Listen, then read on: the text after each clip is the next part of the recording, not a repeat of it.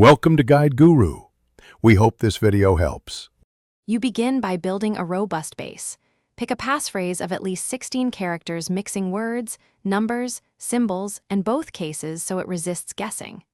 Once done, set up a trusted password manager and import or record your existing logins there.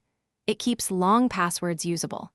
Make sure to enable multi-factor authentication on critical accounts now, because a strong password plus MFA drastically reduces the chance of unauthorized access and lets you proceed confidently to change weak credentials. Next, systematically replace weak credentials.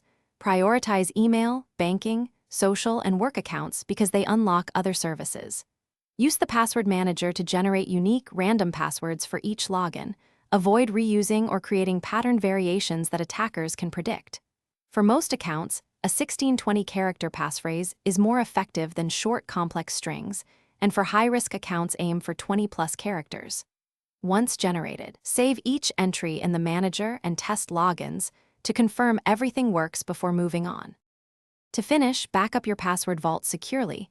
Use encrypted exports or store recovery codes offline so you can recover access if needed. Make a habit of rotating critical passwords periodically and immediately after any suspected breach. Enable breach alerts to stay informed. If you get locked out, follow account recovery steps, redeem backup codes, or trigger your manager's emergency access.